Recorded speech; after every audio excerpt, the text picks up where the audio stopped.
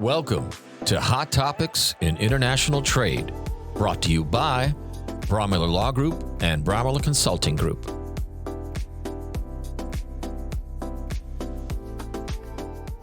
Hi, this is Bob Brewer with Braumiller Law and Braumiller Consulting Group. Welcome to the podcast. I'm joined once again, Robert Stein, our VP of Braumiller Consulting Group.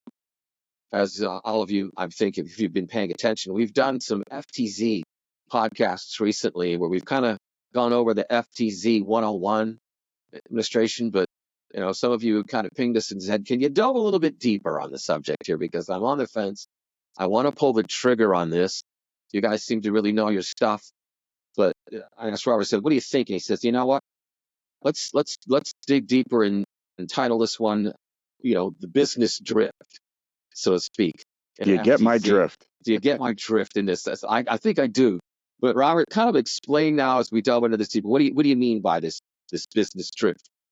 Right. Well, a lot of our clients or potential clients, people reach out to us and they may have established zones. So we do all these FTZ projects where we set brand new zones up for people. But we also get a lot of folks who are operating zones, like what we'll call them legacy zones. And many of these zones have been up and running for years. And what happens is there's this slow evolution of the business after the FTZ is established. And if you don't have a really good process for updating things, processes, and procedures to reflect the changes in your business, you get into this weird situation where it was really good when you set it up. And then now that the business has drifted into a different direction, your zone is no longer operating in alignment with your business process. So that's what I mean by business drift. It happens. It's slow. Nobody notices it. And then one day you wake up and you're like, oh my goodness, there's a problem here. So is this kind of in line with what we were talking about before? What causes these zones to kind of struggle when it comes to compliance then? It can definitely have an impact, right? There's a whole lot of inertia in everything we do in business. So, that saying, that's the way we've always done it, right? I mean, that's the one that we hear all the time. It kind of makes us compliance people go, oh, it's scary. But it's the natural thing. It's inertia. We do it every day. We do it over and over. And then what happens? We get staff turnover. We get that brain drain, right? The person who was the motivating factor behind getting that foreign trade zone, they left the company 5 years ago, right? And then you get a new ERP system. Somebody says, hey, let's set up SAP. And so now SAP gets stood up. But guess what? You forget that your old ERP system was connected to your zone software. And now you have a whole nother issue because the new ERP doesn't have the same connectivity. And the big thing that happens over time, Bob, is I think we see a lack of monitoring of compliance. And I don't think this is restricted to foreign trade zone by any means. No, it's just human nature. Right. We set things up. We just assume everybody's going to do what they're supposed to do. We like to think that's the case. Unfortunately, in the foreign trade zone, because it is a very specific technical process, when there isn't that monitoring, the results are actually a lot worse than it can be in other environments. It makes me think then, what are some of the things then an established zone can be doing to make sure that they're not drifting away from this compliance that we're talking about then? That's a really good question, right? The thing about it is that a lot of times zones just don't think about this monitoring, this auditing, whether it's internal audit or external audit, but having somebody look at that process with fresh eyes and say, okay, I want to evaluate this.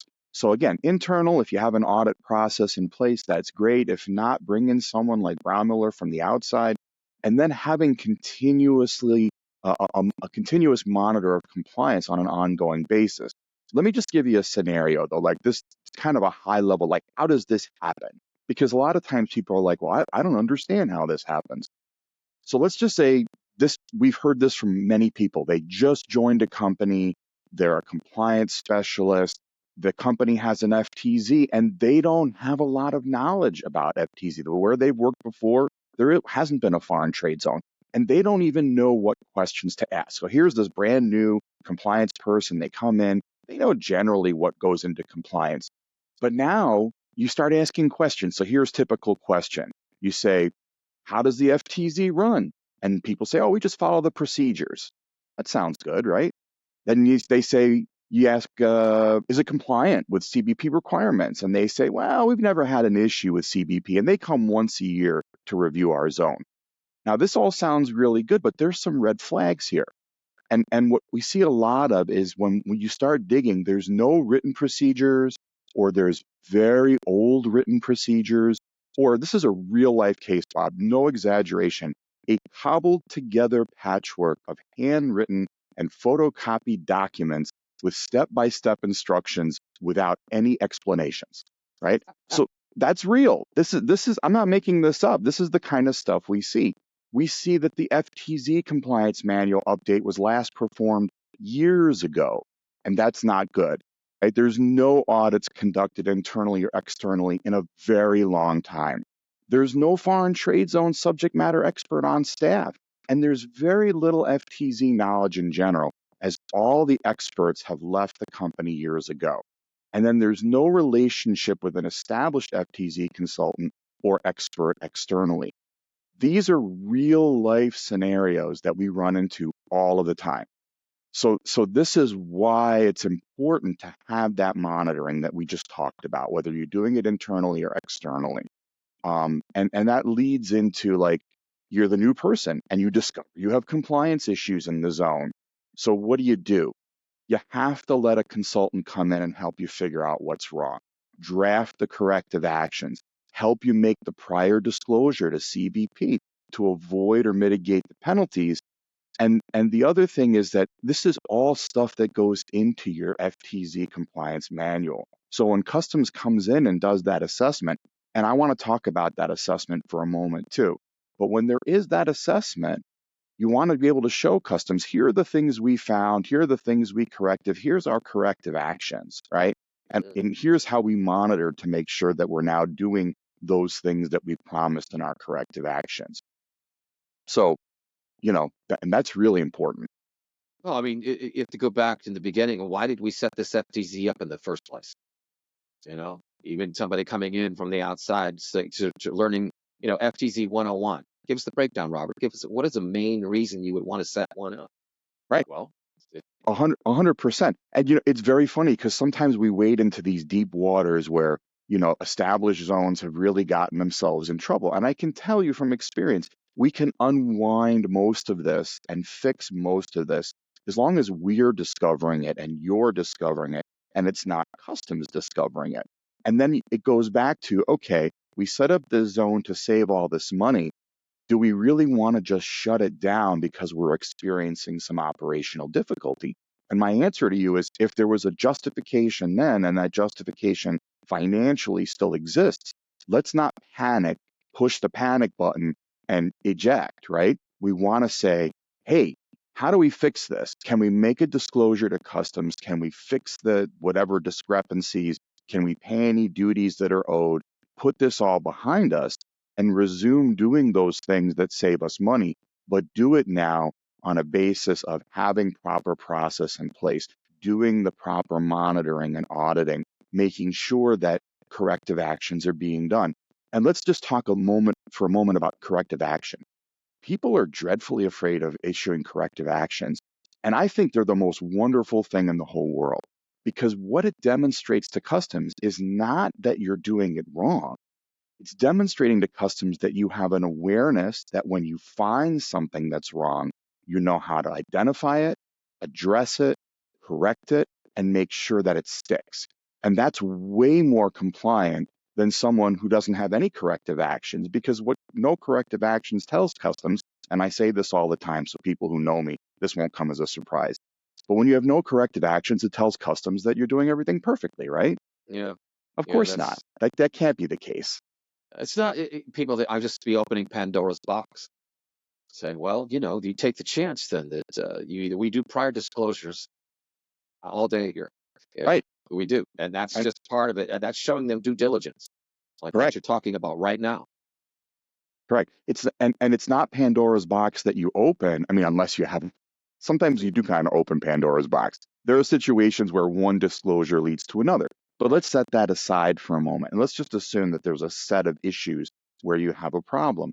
The idea of identifying the issue, making a disclosure, issuing a corrective action, you're going to get a lot less scrutiny from customs in the long run when you do those types of things. Because what customs does is they see when you're doing that, they're saying, aha, here's an importer, here's an FTZ operator that understands how to do risk management. And they're doing that already themselves. We don't have to pay a lot of attention to them because they're doing it for themselves. Whereas when they find somebody who's running a zone and there's no corrective actions, they immediately key in on the fact that here's a zone that doesn't know what they're doing because they're not identifying their shortcomings. And now customs feels compelled to go in and dig deeper to find those things that you haven't identified. Yeah, and that goes back again. We repeat this all the time. 5 years. So that could be Pandora's box there, if in fact that's the road that was open. Right. The key is always you got to find it first before customs does, and then you have a lot more leeway. We preach this compliance here all day long, but hey, it's what we do. Robert, how long have you been doing FTZs? So Right, at this, everybody. well, I don't want to give away my age because Yeah. I like to think I'm still young, but I've been in this import export trade compliance space for about 35 years, and I've been doing 35 years. I know. I started when I was 12. Okay. So it's been a long haul, and I've been doing foreign trade zones now, I'm going to say, for about 12 years. Okay. And it's really kind of a passion because I love helping people. I love helping companies save money. I love keeping jobs here in the U.S. And these are all things that foreign trade zones do. And also doing the advocacy now with the National Association of Foreign Trade Zones to help zones get better benefits to make them more competitive with foreign companies that aren't in the U.S. Yeah. So if those who are even on the fence, we're open to having a discussion, obviously, with you about the difference between, we always talk about this bonded warehouse and FTZs. It comes up in many conversations that we have with potential business partners. Which route should we go? And it depends. Right. And that's a great point, because whether you're thinking about the possibility of a foreign trade zone, we can walk you through that exercise, right? That feasibility study, make sure there's a cost benefit or return on your investment, walk you through the project, get you set up and all that. Or if you have an established zone and you're dealing with this whole business drift issue, and maybe I've touched a couple of nerves here in this discussion of, oh my God, that sounds just like us. Have us come in, help you figure out what's going on. Don't just stand pat, especially if you're somebody who's going into a new organization and you find these kinds of issues. It's not uncommon. Don't panic. Just bring us in. Let's have a conversation. Let's figure out what's going on, and let's get things right back on track, because that zone was set up for a reason. That's right. And we want that company to continue to get the benefit from that foreign trade zone. All right. Well, Robert, we're getting towards the end here. I'll keep these to around 15 minutes now. I'm also putting together a piece of, catching up with Robert Stein. You got some upcoming speaking engagements, don't you?